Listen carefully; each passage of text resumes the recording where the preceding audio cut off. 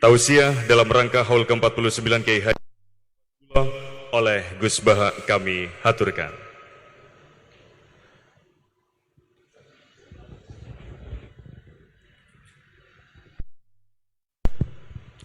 Assalamualaikum warahmatullahi wabarakatuh. Bismillahirrahmanirrahim. Allahumma ya Allah ihdinas siratal mustaqim siratal ladzina an'amta 'alaihim ghairil maghdubi 'alaihim waladdallin amin.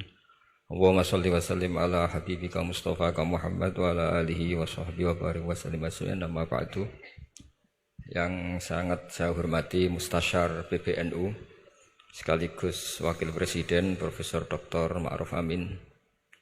Yang saya hormati Rais Am PBNU, Rais Am NU Kiai Haji Miftahul Akhyar, Ketua Tanfid PBNU yang juga masih bernambah sama saya, Kiai Haji Said Akil, yang saya tadi senang sekali marahnya, senang sekali girohnya, karena itu memang khas keluarga kami. Jadi kalau nggak kesampean marah itu bagus. Jadi di antara sifatnya para nabi itu wayakhdufulillah, kalau agama nggak dapat apa tadi jatah ya, tidak tahu saya maknanya itu jadi kan. Wayakhdufulillah wa yardoliridho. Semua yang saya hormati, ini ada Ibu Menteri, Ibu Ida Fauzia, ada Gubernur Jatim Ibu Khofifah.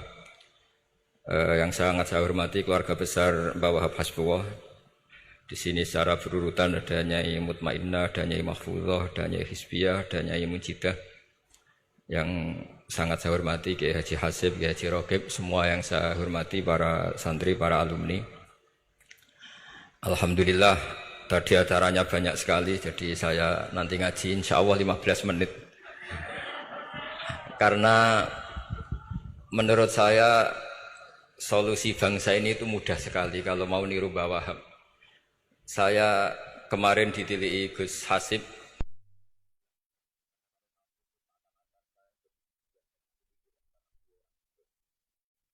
kemudian beberapa hari dikasih paketan beliau tentang Mbah Wahab, buku dari beliau tentang Mbah Wahab. Tapi sebetulnya saya tahu banyak tentang Mbah Wahab tanpa buku itu, karena Mbah Maimun guru saya, juga bapak saya Kiai Haji Nur Salim sering cerita.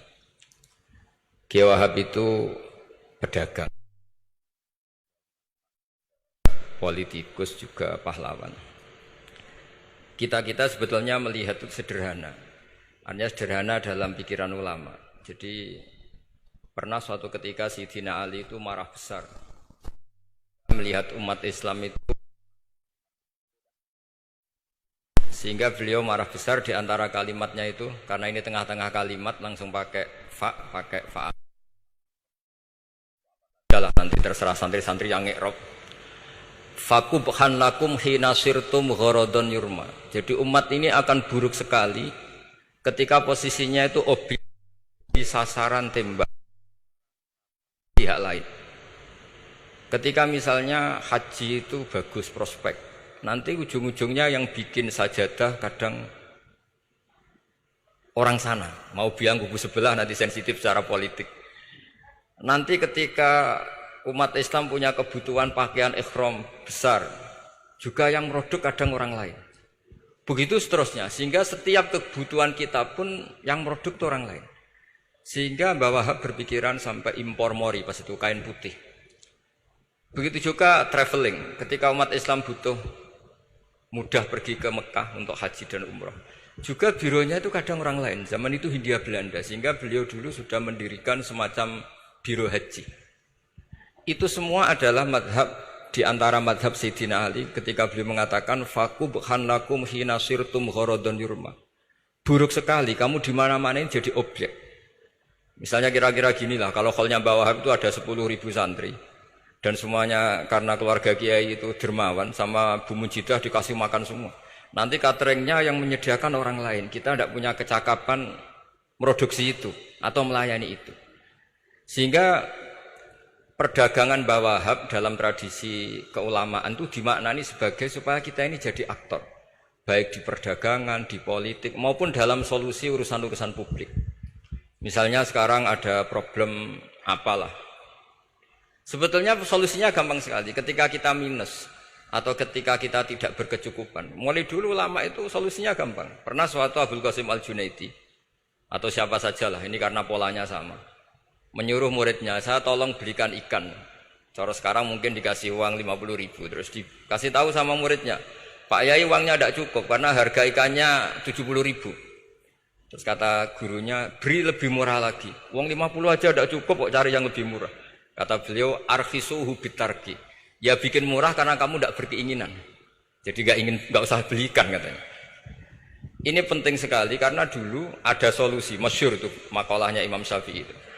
Kata beliau, fa innal ghina anisya'ila bihi. Kalau kamu ingin tidak tergantung sesuatu, maka hindari sesuatu itu. Jangan memaksakan memenuhi sesuatu itu dengan memaksakan, tapi hindari sesuatu itu. Saya misalnya kalau nuruti kepengin misalnya, kalau saya dengan nafsu serakah saya, mungkin saya ingin punya mobil mewah, ingin apa saja. Tapi itu membuat saya tersiksa karena harus menyediakan ini itu. Ya sudah, tidak usah ingin. Sehingga mudah sekali. Makanya kata ulama dulu, fa innal ghina anisya'la bihi. Untuk menjadi berkecukupan, usahakan banyak hal yang tidak Anda butuhkan. Semakin banyak hal yang kita butuhkan, maka kita akan tergantung akan sesuatu itu. Makanya banyak ilmuwan, saya sering diskusi sama pakar-pakar sama ilmuwan. Apakah negara Amerika itu negara yang kuat? Banyak ilmuwan yang berpikir itu ilmuwan politik, bukan tasawuf. Berpikir negara paling lemah itu ya kayak Amerika. Karena semakin powernya kuat, ketergantungannya semakin kuat. Untuk memenuhi kebutuhan listrik harus begini, untuk kebutuhan minyaknya harus ini. Semakin kita kuat, maka ketergantungan akan sesuatu semakin banyak. Jadi ibarat orang yang punya Alphard sama yang enggak, kayak mana ya? Kayak yang enggak, karena kebutuhannya ada banyak. Artinya dalam kondisi krisis, ulama masih punya solusi, yaitu al-ghina itu anisya'la bihi. Jadi usahakan ketercukupan itu karena menghindari kebutuhan-kebutuhan yang tidak primer, yang tidak prinsip. Bukan memaksakan semuanya terpenuhi. Karena kita ini ulama. Dulu ketika sebelum ada negara, belum ada TNI, itu ulama punya cara untuk melawan Belanda. Karena mereka terbiasa punya loyalis, punya muhibbin, punya ghirah, punya strategi. Sehingga Belanda itu kesulitan ngedep ulama. Apalagi mereka terus ke Mekah, ketemu komunitas internasional yang semuanya berfatwa bahwa penjajahan harus dilawan. Itu luar biasa. Belum ada negara, enggak ditopang negara, kemudian tetap bisa melakukan perlawanan. Coba kalau dulu ngelawan nunggu, wah saya mau ngelawan penjajah kalau saya diangkat jadi TNI, saya mau ngelawan kalau saya punya otoritas yang disahkan negara, itu ribet. Negara ini saya tidak akan ngaji lama-lama, tapi saya akan cerita khas Mbah Wahab sesuai riwayat yang saya dapatkan dari guru-guru kami, bahwa beliau tadi seperti yang dikatakan Pak Said, membina dan menyebarkan NU kemana-mana tanpa uang proposal. Nggak kebayang saat itu proposal kepada siapa, negara sendiri masih susah. Lalu mau diajukan kemana? Terus yang mau tanda tangan itu ya siapa? Jadi yang saya tahu tadi, yang penting kita niru sesuai yang diidam-idamkan tadi Sayyidina Ali. Jangan sampai kalian itu menjadi gharadun yurma. Ada apa saja orang lain yang memikirkan labanya, kita yang jadi objek. Sehingga zaman itu kita terima kasih semua sama Mbah Hashim, sama Mbah Wahab. Karena ini zuriyatam ba'duha min ba'd. Kita tahu Mbah Wahab putra Mbah Hasbullah, punya ibu Nyai Fatimah, terus sampai Mbah Abdus Salam ya. Kemudian Mbah Hashim punya ibu Halimah, punya abah lagi siapa setelah Halimah itu Lainah ya. Nah, terus Mbah Abdus Salam, jadi ini zuriyatam ba'duha min ba'd. Kalau dalam tulisan itu sampai Mbah Abdul Jabbar bin Ahmad bin Mbah Sambu. Memang Mbah Sambu punya beberapa saudara, diantaranya ada yang namanya Mbah Yusuf itu yang melahirkan keluarganya Mbah Ahmad Siddiq Jember, Mbah Siddiq Jember. Ada yang Abdul Halim yang melahirkan keluarga Lasem, termasuk saya itu lewat jalur Mbah Abdul Halim. Jadi zuriyatam ba'duha min ba'd. Dulu semua orang zaman Rasulullah SAW itu dilatih jadi aktor, jadi subjek. Sehingga orang yang miskin pun ketika perang Tabuk, perang Dzatil Usrah, itu semua menyumbang. Ada yang menyumbang emas yang enggak terkira, yaitu Sayyidina Utsman. Ada yang cerita, ya Rasulullah saat tadi malam buruh dan punya beras hanya 2 kilo, yang 1 kilo saya sumbangkan jenengan, yang 1 kilo saya pakai untuk keluarga kami. Sekarang logikanya sederhana. Kalau orang miskin 3.000, pas itu anggap saja pasukannya misalnya 3.000. 3.000 nyumbang beras 1 kilo, itu artinya terdapat 3.000 kilo beras. Artinya apa? Orang Islam yang miskin membiayai dirinya sendiri untuk makan. Dan mereka adalah aktor heroik. Tapi kalau misalnya ini orang-orang miskin ini tidak mau urun rembuk, kemudian menjadi beban negara, maka yang harusnya dipakai senjata, dipakai beli sembako. Dulu zaman Nabi meskipun orang itu miskin, itu semuanya bersifat heroik. Sehingga perang Dhatul Usra itu perang paling dikenang Al-Quran. Nah, efek dari ingin memberi adalah tidak tamak. Makanya kalau dalam kitab tasawuf, itu orang kikir itu gak dikritik. Yang dikritik orang tomak. Karena orang menvonis orang lain kikir itu pasti karena berkeinginan mendapat. Kalau tidak berkeinginan mendapat, maka orang lain tidak akan kamu vonis sebagai kikir. Andai kan kita semua ingin memberi sumbangan kepada Indonesia, maka kita tidak akan menvonis pemerintahan kita tidak becus ngurmat kita. Meskipun pemerintah tentu berkewajiban ngurmat orang-orang miskin itu tentu. Tapi andai kan semua orang miskin berpikir ingin menyumbang pemerintah, maka tidak akan menyalahkan pemerintah ketika faktanya nanti suatu saat atau kapan saja, semoga ini tidak terjadi, itu tidak mampu menyumbang. Karena masyarakat kepikirannya memberi, bukan mendapat. Ini solusi-solusi yang diajarkan Rasulullah SAW yang disebut al-yadul ulya khairun minal yadis sufla. Jadi bahwa posisi memberi jauh lebih baik ketimbang posisi menerima. Sehingga ketika Allah mensifati orang baik itu siapa? Allah mensifatinya sederhana. Wa mimma razaqnahum yunfikun. Orang yang kepinginannya itu yang memberi. Itu dulu zaman Nabi pas perang Khandaq, pas perang Tabuk, pas beberapa perang. Itu orang yang paling miskin pun turun. Sampai orang-orang munafik mencibir, innallaha ta'ala la ghaniyun an shadaqati hadza. Allah tidak butuh sedekah hanya 1 kilo. Tapi coba efeknya dari sedekah 1 kilo itu tadi, misalnya orang miskin yang perang 3.000, itu semuanya memakan uangnya sendiri setidaknya enggak jadi beban negara. Terus mentalnya itu patriotik. Dari mental patriotik itu ketemu Belanda kayak apa, mereka bisa makan apa saja. Mulai ares gedang, mulai apa saja, yang penting halal. Karena mentalnya dari awal heroik. Tapi andai kan mereka mentalnya tomak, mungkin sudah mati. Karena, wah nunggu negara ngasih makan, proposal dulu, sedang mati. Tapi orang dulu enggak, karena heroik, inginnya memberi sehingga bisa mendapatkan solusinya sendiri. Ini solusi yang saya tawarkan sebetulnya ini Mudawwan, artinya Mudawwan itu ada di beberapa kitab, lihat di beberapa tafsir istilah perang Dhatul Usra, perang Tabuk atau perang apa saja itu memang zaman itu susah sekali. Itu menjadi solusi utama adalah setiap orang ingin bermental patriotik. Nah, kalau sudah orang bermental patriotik itu gampang, ukur apa saja itu gampang. Karena tadi dari 3.000 atau 1.000 atau apa saja pasukan, sampai ada yang urun tadi beras 1 kilo. Tapi 1 kilo itu menjadi satu watak, satu karakter bahwa bangsa ini inginnya memberi sama negara. Sehingga negara ini mudah merdeka. Coba kalau semua orang miskin zaman itu bermental ingin mendapat, ribut proposal, nyalahkan ini, enggak didata miskin tersinggung, kan capek. Jadi ini memang zaman akhir ya agak aneh, orang enggak didata miskin itu tersinggung. Kalau besanan nyari yang kaya, tapi kalau ada sumbangan nyari sebagai yang miskin. Jadi kalau tanya solusi khas ulama, kita belajar dari perang Dhatul Usra. Itu orang yang miskin semuanya urun. Nah barokahnya urun itu kemudian mereka bermental patriotik. Barokahnya patriotik, yang kaya, yang miskin, yang pinter semuanya berkontribusi untuk menyumbang negara. Akhirnya negara ini bisa merdeka sebelum terbentuk TNI, sebelum terbentuk Polri. Karena tadi keinginan memberi, keinginan patriotik. Sehingga cerita buyut-buyut saya ketika Belanda atau apa Jepang, itu yang dicari di geladak saya itu ya kitab. Karena kitab ini dianggap sumber inspirasi mereka melawan Belanda. Dulu kita tahu masyarakat kita itu kalau ngerti Belanda itu dipanggil Doro, wis penjajah jadi diundang Doro. Itu kan terlalu dulu. Sehingga orang Arab itu kadang agak dengan tanda kutip mencibir kita. Kalau bahasakan negara jajahan itu mustakmarin. Negara yang perlu rame karena cara berpikir masih terbelakang. Wong penjajah kok dipanggil Doro. Terus ketika beberapa kiai melihat Belanda baik karena di alun-alun dikasih masjid gini-gini, sudah tidak berotak karena anggap Hindia Belanda itu baik. Baru ketika era beberapa ulama, ada Mbah Hashim, ada Mbah Hasbuh, tadi kata beliau Dwi Tunggal tadi. Terus ada fatwa resolusi jihad. Sehingga mereka baru sadar bahwa Belanda itu ancaman. Kayak apa pentingnya ilmu, kayak apa pentingnya fikih. Karena di fikih jelas, jihad untuk melawan penjajah itu fardu kifayah. Tapi jika musuh kadung ada di kita, maka itu fardu ain. Tidak lagi ada prasyarat harus lelaki, harus merdeka, enggak, perempuan pun harus terlibat. Jika kita punya pahlawan kayak Cut Nyadin, beberapa daerah Kartini, itu ada di khazanah kitab-kitab fikih kita.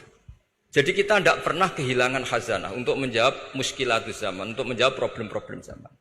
Tapi yang penting kita selalu ngaji, selalu belajar.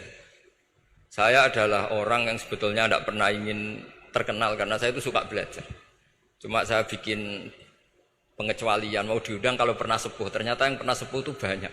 Ini agak musibah bagi saya karena harusnya kiai itu ya dihormati. Tapi gara-gara kalah sepuh digawe kongkonan. Saya ini kemana-mana digawe kongkonan. Jadi gayanya nasihati, tapi aslinya diperintah. Jadi tidak ada kerennya sama sekali. Saya di mana-mana posisinya al-makmur, diperintah. Tapi saya senang karena ilmu itu butuh konsensus. Andai kan saya tidak pernah ngaji di depan Mbah Mun, di depan bapak, di depan guru-guru, maka mungkin saya tidak pede atas bacaan yang saya baca. Karena saya tidak tahu ini benar apa tidak. Jika masyhur dalam guyonan santri, ada orang tidak baca-baca kitab, cari kamus sampai mati tidak ketemu. Karena dia bacanya lam tardiman.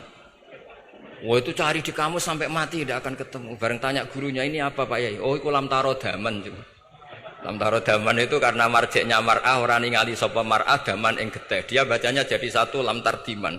Dicari di kamus ya, sampai mati tidak akan ketemu.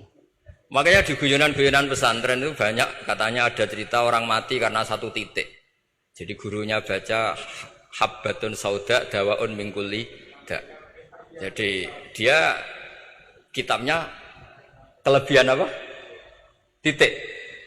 Jadi kelebihan titik dia bacanya itu hayatun sauda dawaun min kulli da. Nyari ular hitam, kobra, dipatuk mati. Padahal sesuai resep kitabnya. Karena kitabnya dia kelebihan titik hayatun sauda. Artinya maknanya ular hitam. Sementara tagnya mestinya habbatun sauda.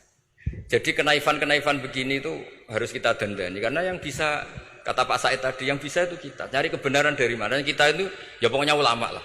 Tidak harus NU, tidak harus Muhammadiyah, pokoknya ulama. Yang wasatiyah. Itu nanti terus gimana, yang wasatiyah itu kayak apa, tapi yang jelas ulama. Karena dulu zaman, kalau kita fair secara sejarah dulu ya, Mbah Wahab ya dekat Mas Mansur. Dulu Mbah Hashim ngaji sama Mbah Ahmad Dahlan, sama-sama di Mbah Soleh Darat. Ketika di Mekah ya sama-sama ngaji di Syekh Khotim Minangkabau. Jadi kalau era beliau itu ya memang dulu perbedaan itu nggak ada masalah. Karena perbedaan itu bawaan visi ya. Saya belajar usul fikih di antara yang diceritakan di buku-buku Mbah Wahab. Beliau itu ahli usul fikih. Sementara Ki Bisri itu suka fikih mateng. Sehingga memang ada perbedaan antara fikih mateng dan usul fikih. Saya beri satu contoh. Ini guyonan tapi nanti di usul fikih nanti kelihatan. Di usul fikih itu ada ilmu namanya tangkihul manat. Ketika Nabi sama-sama menyebut sesuatu, sebetulnya ada benang merah di situ, tidak sama persis. Misalnya begini. Ja'a a'rabiyun ila Rasulillah sallallahu alaihi wasallam. Faqala ya Rasulullah ahlaktu. Wa ma ahlakaka qal waqatu imraati fi nahari Ramadan. Ya Rasulullah, saya ini orang yang rusak karena saya berhubungan intim dengan istri saya di ketika Ramadan. Terus Nabi ngendikan, ya sudah kamu harus merdekakan budak, saya tidak punya ya Rasulullah. Ya sudah kamu puasa 2 bulan berturut-turut. Kata beliau, puasa baru sehari saja kecelakaan apalagi 2 bulan. Karena kamu orang Arab lah, orang Arab itu, dia cerita ini di Arab kita. Terus, ya sudah kamu sedekah sama 60 orang miskin. Saya ini orang paling miskin. Susah kan menghadapi orang miskin seperti ini itu. Nah, pertanyaannya secara usul fikih, menurut mazhab Syafi'i, sanksi berat itu hanya untuk yang berhubungan suami istri. Sehingga kalau membatalkannya pakai rokok, pakai minum, pakai makan, tidak kena sanksi seberat itu. Masuk akal kan, karena memang hubungan suami istri dalam banyak hal, misalnya haji, itu ifsad, yang benar-benar ifsad, bisa merusak haji secara total. Tapi menurut Imam Malik, pikiran Imam Syafi'i itu dianggap aneh. Loh ini hubungan suami istri itu statusnya mubah, sesuatu yang boleh. Maka semua hal yang boleh tapi merusak kehormatan Ramadan, maka ketentuannya sama. Yaitu misalnya nggak sakit, nggak apa, pagi-pagi nyate. Wah itu kan melecehkan Ramadan, nggak sakit, nggak apa kok pagi-pagi nyate. Perlu dicatat karena hubungan suami istri itu sesuatu yang boleh. Berarti kalau yang boleh merusak Ramadan hukumannya berat, makan yang statusnya boleh juga hukumannya berat. Itu dulu bapak saya ketika bikin analogi itu mau cerita sederhana gini. Hak dhisik ono santri ya goblok. Kandhanane angel. Istrinya lapor ke kiainya. Pak Yai, santri jenengan kalau sama istri sering mukul. Mukul itu nabok pakai tangan. Santrinya dipanggil kan alumni. Kamu jangan sering mukul istri kamu gini-gini. Iya Pak Yai, njeh. Suatu saat 2 minggu istrinya lapor lagi. Sekarang tidak nabok Pak Yai, nyaduk. Karena yang dilarang hanya nabok. Dipanggil Kiai, lo kamu katanya masih sering nyaduk istri kamu. Yang dilarang kan mukul, sekarang nyaduk. Kapan-kapan meludahi. Nah, artinya di usul fikih dijelaskan bahwa makna haramnya naboi adalah hurmatul idza. Haramnya menyakiti. Maka nyaduk sama, meludahi sama, menerlantarkan sama. Itu dulu bahwa ahlinya bikin usul fikih seperti itu.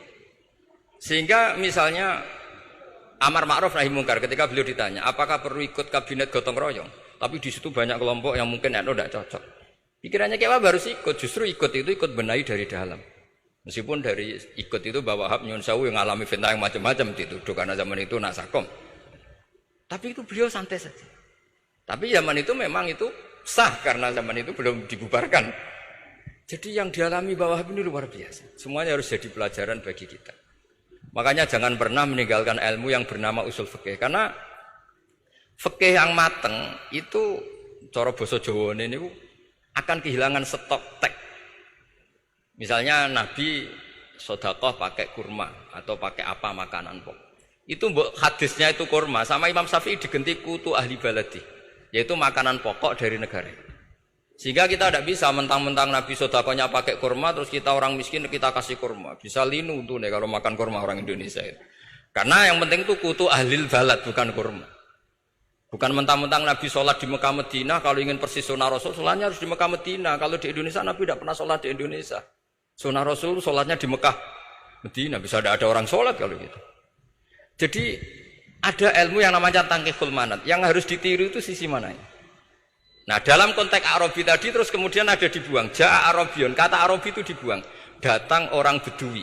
Mbok orang kota pun kalau punya kesalahan yang sama hukumannya juga sama. Maka kata Arabi dibuang. Nah menurut Imam Malik kata jima hubungan suami istri juga dibuang. Digenti membatalkan puasa dengan apa saja yang tanpa udzur syarat. Jadi ini kealiman-kealiman kiai-kiai Indonesia dulu itu. Misalnya kentong, dulu meskipun ada yang bilang bid'ah, kentong itu bid'ah karena mirip orang Nasrani. Orang Nasrani itu bentuk kentongnya di kelenteng itu tidak seperti kentong kita. Adat Indonesia kalau pos kampleng ada maling, ada banjir pakai kentong. Jadi adatnya memanggil tuh pakai kentong. Makanya kiai-kiai dulu, ini mirip orang Nasrani, enggak mirip pos kampleng katanya. Padahal jelas ya, menurut hadis sahih jelas ketika ada sahabat usul ya Rasulullah bikin kentong, wah jangan nakus itu nanti kayak Nasrani. Bikin buk itu trompet. Jangan nanti mirip orang Yahudi. Ya dengan api ya Rasulullah. Jangan nanti mirip Majusi. Datang sahabat tergesa-gesa. Beliau mimpi kalau diajarin azan. Azan itu maknanya al-ilam. Memberi maklumat waktu sholat. Akhirnya ada azan. Kemudian ulama Indonesia dulu Mbah Hashim sama Kiai Fakih Mas Kemambang. Yang satu anti kentong, yang satu pro kentong. Itu dulu ya saling menghormati nggak masalah. Karena fikih itu sekali khilaf itu mirip-mirip. Tadi Pak Said Akil nyinggung Palestina. Saya pernah ke Palestina. Itu banyak ulama Mesir yang mengharamkan orang datang ke Yerusalem, ke Masjid Aqsa. Karena mau tidak mau harus dapat visa Israel, berarti ngaku eksistensi Israel. Karena dianggap mengaku eksistensi Israel maka hukumnya haram. Tapi saya pernah ketemu Imam Masjid Aqsa. Beliau bilang begini, Pak Bahak, kalau orang Islam dari seluruh dunia tidak datang ke kami, maka eksistensi kami dianggap diabaikan oleh komunitas internasional. Dan itu dengan mudahnya Israel mencaplok kita. Sehingga separuh ulama Mesir juga mewajibkan yang mampu harus ke sana. Dengan cara itu Aqsa aman karena masih diperhatikan ulama atau komunitas internasional. Yang satu cara pandang ke sana berarti ngaku eksistensi Israel karena ada visa Israel. Yang satu bilang harus ke sana, dengan itu eksistensi Masjid Aqsa terjaga karena masih diperhatikan ulama atau komunitas Jadi di mana-mana khilaf itu ya seperti itu. Tapi alhamdulillah di kita itu khilaf itu biasa. Sehingga zaman kita mondok, saya itu pernah pengalaman buruk sekali saya ketika jadi Rois Musyawarah Fathul Mu'in. Itu ada pertanyaan gini Gus Hasib. Saya tanya gini sama orang. Gus, soft paling utama itu yang nomor berapa? Nomor 1 kata saya. Yang kedua, yang soft berikutnya, iya yang berikutnya. Kalau sudah tahu soft terbaik itu yang nomor 1, kenapa masjid gak dipakai memanjang selatan utara? Biar semuanya nomor 1. Selagi masjid itu memanjang barat timur, pasti ada soft 1, 2, 3. Itu kan kurang ajar betul. Jadi supaya orang soft 1 semua ya tinggal desain masjidnya, yaitu memanjang utara selatan. Selagi masih memanjang barat timur, pasti soft 2, 3. Terus saya kebalik tanya. Lalu setelah begitu yang paling abdul siapa? Yang sisi kanannya imam. Ya sudah imamnya dipojokkan pol selatan, biar semuanya dari pol kanan. Nanti ada masalah lagi, yang paling abdul siapa? Yang paling dekat imam. Yus kono kerubutu imam kan gitu. Jadi kalau nuruti fikih itu ya memang ilmu logika. Sehingga banyak orang jadi wali itu dari hasil ijtihadnya. Ada orang jadi wali karena sering sholat di shaf awal. Tapi ada wali pesaingnya justru jadi wali karena kalau sholat di belakang. Tapi tetap wali. Suatu saat dua wali ini ketemu. Loh kamu kok wali? Padahal kalau sholat paling belakang. Saya tuh malu sama Allah. Kok kayak sok suci ya gue ngarep gitu. Jadi wali karena adab bukan karena males loh ya. Saya itu gak pede, saya saja kok sholat di depan. Maksudnya kok kepedean itu. Tapi tentu secara syariat tetap baik yang di depan. Ini saya bukan bela yang. Kenapa saya cerita bela yang belakang? Karena yang bela jarang gitu. Makanya saya. Dan kebetulan saya kalau sholat ya sering di soft belakang. Tapi ini saya cerita betapa logika fikih itu khazanahnya banyak dan luas. Dan kita bicara usul fikih itu biasa. Kita belajar sama beberapa ulama. Saya berkali-kali cerita di mana-mana.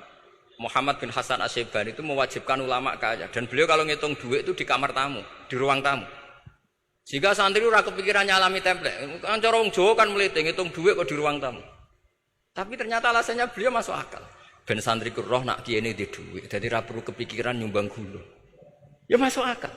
Tapi yang nyimpen duit ya masuk akal. Wong duit kok dipamer-pamerno. Tapi yang pamer nggih monggo nak niate ben wong liya ndak perlu berempati, gak perlu sakit. Jika gak perlu didata dapat BLT mergo duwike didakok. Ya itu semuanya istihad. Assalamualaikum warahmatullahi wabarakatuh.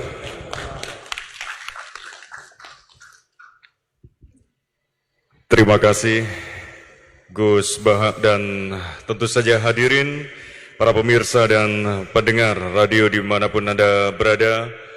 Haul virtual ini adalah pertama kali diadakan dan sementara data yang sudah masuk ini kurang lebih ada sekitar 200.000 yang sudah mengikuti daerah baik dari Indonesia dan juga dari seluruh dunia. Menariknya di antara 200.000 tadi banyak anak-anak milenial atau santri milenial yang mengikuti kegiatan haul pada kesempatan malam. Ini tidak terlepas dari dukungan Telkom atas dukungan jaringan internet yang begitu luar biasa